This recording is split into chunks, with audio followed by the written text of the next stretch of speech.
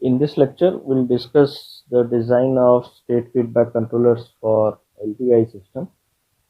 So consider we'll only see the state vector part. We are not in this block diagram. We are not preparing the output part. So consider this system, which is of the form x dot equal to ax plus bu. So everything inside this box, dashed box, is the system. So the input is u, and it is assumed that the state x is something about which we have a complete knowledge of. Okay, so in the state feedback controller, what, as the name suggests, we take the feedback of the states and construct the input for this particular system. So what we do is, since the knowledge of x is, or the state vector is available to us, we take this x, scale it up using a matrix which we call as the control gain matrix K, and feed it with a negative sign to form u. So what you see here is u is set to minus kx. Okay, so this is what is the state feedback that we have. So what is the assumption here? We are assuming in this lecture that AB is controllable and the state vector x can be measured, or when I say measured, it can be it basically means that we have the exact knowledge of x with us, okay, in order to be able to do this. So for u equal to minus kx, we are using x as a feedback, as I said, to generate the control input, and this is the state feedback controller that we have in hand. Now, why we are doing this? So once we close the loop, our aim is that x dot equal to ax plus bu should, under a closed system, which is going to look like the following: x dot equal to a minus bk of x should be such that the eigenvalues of a minus bk are placed at some desired location. Why? Because these eigenvalues control the response of the system. Response like decay rates, they also contribute to the oscillations that the evolution of the state vector undergoes, and so on. Okay, so when u equal to minus kx, we have the closed loop dynamics as x dot equal to a minus bk of x. A is termed as the control gain matrix, which is supposed to be designed. Now this designs depends on where you want your eigenvalue. So if you need to stabilize the closed loop system, then we have to design the control gain matrix K such that all eigenvalues of a minus bk have negative real part. So if we want the system to be uniformly exponentially stable, then we have to design the control gain K such that all eigenvalues of a minus bk have negative real parts. Okay. Now the choice of these eigenvalues depend on various factors, like what is the settling time that you want for your system's output, what is the overshoot that what the maximum overshoot that your system can take, what is the limit of actuation or the actuation limit on the physical system that you have in hand, and so on. So with these specifications, you will be able to identify a region where you can place your eigenvalues. Okay. Now, once you have identified the region, given the specification, you can choose your set of eigenvalues, and once those eigenvalues are chosen, we can start designing the control gain matrix K. Okay. So we had seen in a previous lecture that if the pair AB is controllable, then we will always be able to find a K for any given desired set of eigenvalues. So you give me any desired set of eigenvalues, I will be always able to find a corresponding gain matrix K for the pair AB, assuming that the pair AB is controllable. Okay. In this lecture, we'll focus on the fact that we have already been given with the desired eigenvalues, and now the job is to design or come up with this control gain matrix so that the eigenvalues of a minus bk are all placed in the desired location. Okay. Now before you proceed with any design of K, you should always check for the controllability of the pair AB or the controllability of the system. In case the pair AB is not controllable, then we have to proceed with caution, because not all the eigenvalues of A can be shifted when we design the closed loop system. So all those eigenvalues which are uncontrolled, they cannot be shifted, because we had seen in the lecture on canonical decomposition that there are certain eigenvalues, or there is a part of the system which is not at all affected by any input, due to which certain eigenvalues which are uncontrolled and are present in A will also be retained in the closed loop system. So if the desired specification completely ignores these eigenvalues, then we might not be able to come up with a suitable value of K. So for this design process, we'll see three different methods. The first method is what I like to call it as a direct method. So what does this direct method do? So suppose I have been given a set of eigenvalues lambda 1 till lambda n, and please remember that we are considering real systems. So whenever I am given a set of desired eigenvalues, and if the set contains a complex eigenvalue, then it is assumed that the set also contains its conjugate as well. Okay, so complex eigenvalues will occur always in conjugate pairs. This is what has to be ensured. Now, if I am given with a set of eigenvalues which has to correspond to the closed loop system A minus bk once the k is designed, that means my corresponding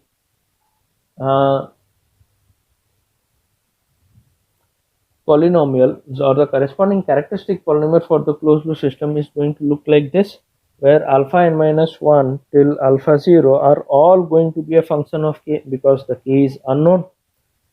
Now, since these eigenvalues have to correspond to the closed loop system, the polynomial that the characteristic polynomial of ACL or the closed loop A has to be such that it has lambda minus lambda i's as its factors.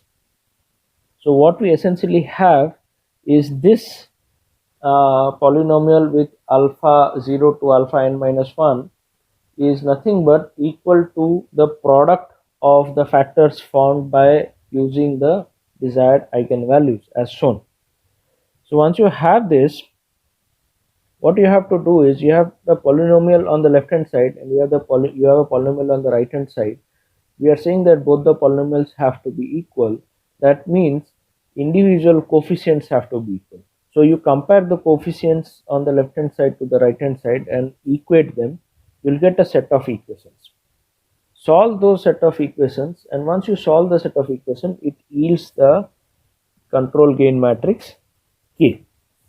To understand this, let us take an example. So I am considering a linear time invariant system where there is only one input, and this is a second order system that we have in hand where A and B are given as this. What I want is to design a case so that the eigenvalues of A minus bk are placed at -1 and -2.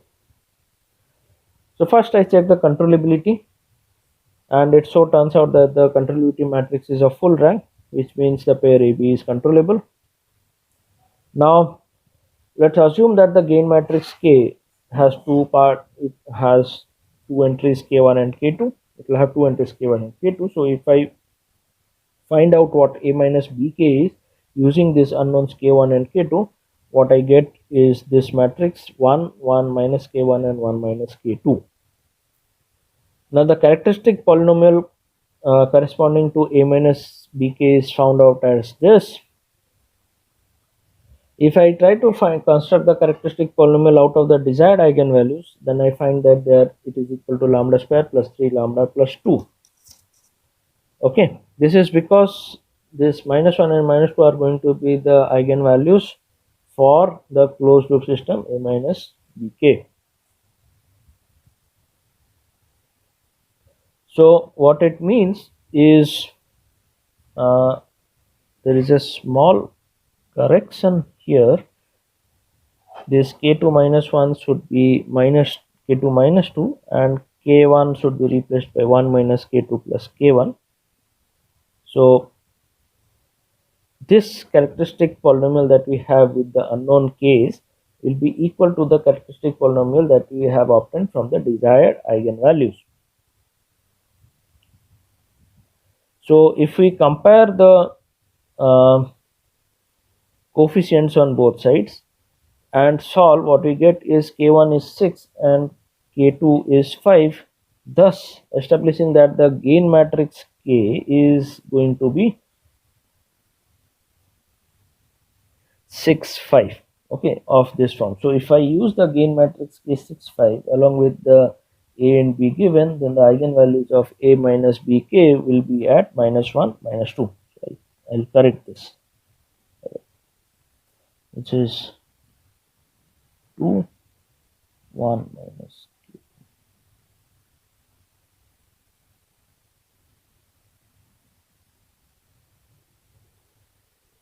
Okay, so with this gain matrix I can place the eigenvalues of A minus BK at -1 -2, which are the desired location. The second method is to use the controllable canonical form. Okay, now the first method that we saw will work in general for systems with multiple inputs. Here we'll discuss this use of controllable canonical form to design case specifically for single input systems. I suggest that you explore if this method can be extended to multi-input systems and how it can be explored for multi-input systems. So the state feedback controller is set as u equal to -kx, and hence we get our closed loop A matrix, which is ACL, to be equal to A minus BK. The assumption is that desired eigenvalues are to be placed at lambda until lambda n, and the pair AB is controllable. Please ensure that you always check the pair AB is controllable. So what we do is we construct the controllability matrix. Since the pair AB is invertible, QC is also invertible, and the matrix M, which you can recall from the lecture of controllable canonical form. Okay, now what are the A's here? They are nothing but the coefficients of the characteristic polynomial corresponding to the matrix A. Okay, now construct the transformation matrix P, which is nothing but the product of the contributive matrix and the matrix M here. So this is what we have. So if we do P inverse AP, what we get is essentially the controllable form of the matrix AC, which is of this form. So it is 0 1 0 and then 0 1 0, all zeros, the second row being the right shifted version of the first row, and so on till the n minus 1 row, and the last row is nothing but the negative of the coefficients of the characteristic polynomial corresponding to the matrix A, and BC is nothing but P inverse B, which is going to have a special form of all zeros except for the last entry, which is going to be 1. This is under the assumption that the state vector Z that is used to represent the system in the controllable canonical form is related to the state vector X as P inverse X. Okay, so essentially I can write down Z dot as P inverse APZ plus P inverse BUT, and with U equal to -kx, which is nothing but minus KPZ, what I have is Z dot to be equal to AC minus BC KC. If you notice, we already know what AC and BC is. AC is nothing but the control gain matrix K, which is of interest to us, multiplied by KP. Okay, so now what we'll do is we'll use this controllable form AC and BC to find out what the gain matrix KC is going to be. Okay, once we do that, from here we'll recover what K is going to be. Okay, so let's say that Kc is denoted as K0 K1 till Kn minus 1. So AC minus BKC essentially ends up to be in this form. So if you notice that this matrix is going to be equal to the matrix with the coefficients alpha 0 till alpha n minus 1. Now a0 till an minus 1 were the coefficients of characteristic polynomial of a. Alpha 0 till alpha n minus 1 are the coefficients of the characteristic polynomial of the closed loop system, which is ACL. Okay, so these are found by considering lambda minus lambda j as the factors of the closed loop characteristic polynomial, and hence this. So alpha i's are the coefficients of the polynomial found by this continued product, but lambda j's are the desired eigenvalues that we have with us. So once we have this, for both the matrices to be equal, what we need to satisfy that each element has to be equal. So for the first n minus 1 rows, we do not have any problem because they preserve the structure that we have. So the last rows have, the last nth row has to be such that all its coefficients or all its entries are equal. So what we need is a0 plus k0 or ai plus ki2 should be equal to alpha I, which essentially tells me what my ki's are going to be. So once I find my ki's, this essentially means I have found out what my kc matrix is going to be. So what is the matrix k that I should use if the system is in its controllable canonical form? Okay, and this is what I get.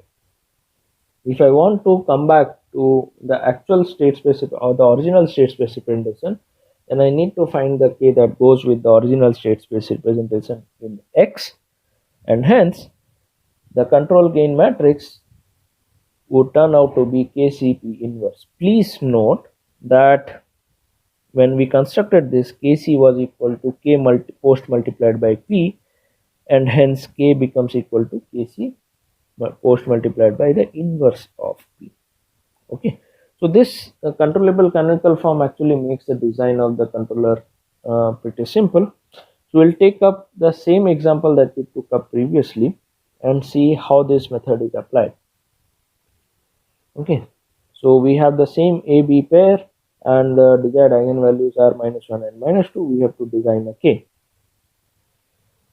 So we have already checked whether the pair AB is controllable, and it turns out that it is a controllable pair. Now the coefficients of the characteristic polynomial of A is 1 and minus 2 because the characteristic polynomial is lambda square minus 2 lambda plus 1. From the desired eigenvalues, we know that the characteristic polynomial is going to be lambda square plus 3 lambda plus 2, and hence the coefficients alpha 0 and alpha 1 are 2 and 3 respectively. In the controllable canonical form, the control gain matrix Kc is something that we have to find out, and then from there we have to go back to what the control gain matrix K is going to be. For this we need to know what P and P inverse is, so we construct P as QC multiplied with M. So the first matrix that you see is QC, the second matrix that you see is M, which is constructed out of the coefficients of the characteristic polynomial of A. So the P inverse is then calculated after we form P. Now with the knowledge of the coefficients of the characteristic polynomials of A and the closed loop system, closed loop ACL, we find out what Kc is. So it is nothing but alpha 0 minus A0 as the first component and alpha 1 minus A1 as the second component. That gives me that Kc is nothing but 1 and 5. Now using the fact that K is nothing but Kc post multiplied with P inverse, what we get is K to be equal to 6, 5. So if you observe, this is same as what we had actually got by using the direct method. Okay, so we can always find out what K is using this value, this method as well. This method is, or this approach of designing this controller gain K is also known as the Bas-Gura approach. Okay, and as you notice that the controllable canonical form or the CCF form has been useful in designing this control gain matrix K, and hence the name, the controllable canonical form. The third method that we'll discuss for the construction of K, and again focusing on single input systems, is the Ackermann's formula. This is essentially a direct formula that is given, so that which involves the controllability matrix and a polynomial constructed out of A so as to compute what A is going to be.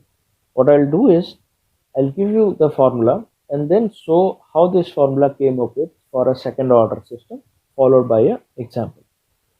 So this method is, or the formula has been derived by the use of the Cayley-Hamilton theorem, and the formula is this. If you have the state feedback as equal to minus kx, the closed loop system as a minus bk, and the desired eigenvalues are to be placed at lambda 1 till lambda n, with the assumption that AB is controllable, you first construct the controllability matrix. Then the control gain matrix K is given by this formula.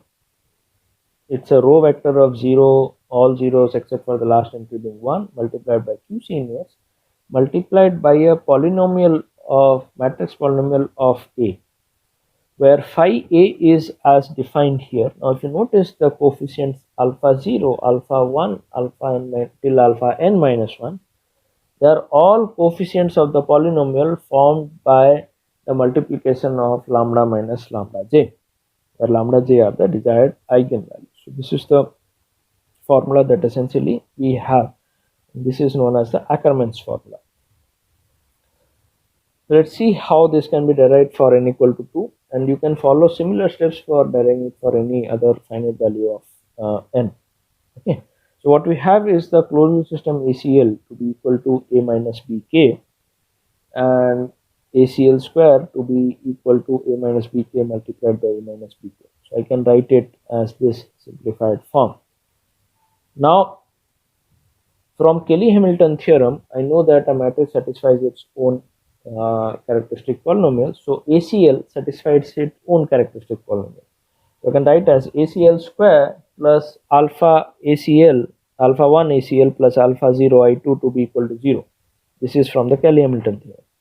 Now if I substitute for ACL square and ACL in terms of A, B and K as I have obtained upstairs, with a slight manipulation, I see that the matrix polynomial in A is going to be equal to controllability matrix multiplied this particular matrix that I have here.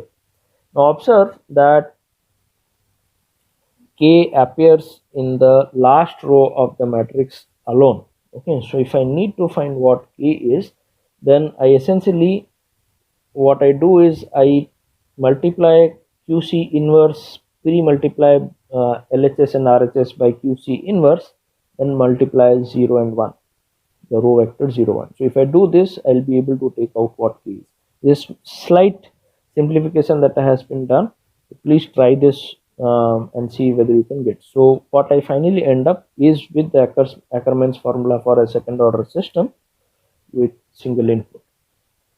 So K is 0, 1, QC inverse phi A.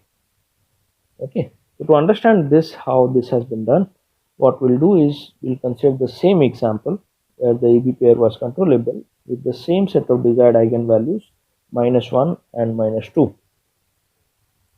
The controllability matrix turns out to be of this form and its inverse is this.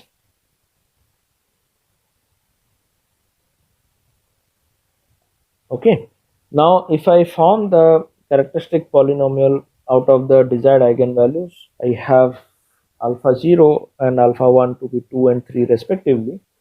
So the matrix polynomial that I form out of A using these coefficients turns out to be 6506. So this is what I have. So this is what phi is. Now if you use the Ackermann's formula, then my K is 0, 1 multiplied by QC inverse multiplied by the polynomial matrix polynomial in A. Once I solve this, what I get is the gain matrix to be equal to 6, 5, which is same as the gain matrix that we have obtained in the using the previous two methods. Okay. The one thing to note here is if you have a single input system for a desired set of eigenvalues, the gain matrix K that you obtain is a unique value. Okay, Single input linear time invariant system, you have a desired set of closed loop eigenvalues, then the corresponding K matrix that you obtain is actually unique. But if you have a multi-input system, then for a given set of desired eigenvalues for the closed loop system, there are multiple Ks possible. Okay, so in the for next lecture, what we will see is, if the pair AB is not controllable, then is it possible to design this feedback controller or not? So we'll stop here. Thank you.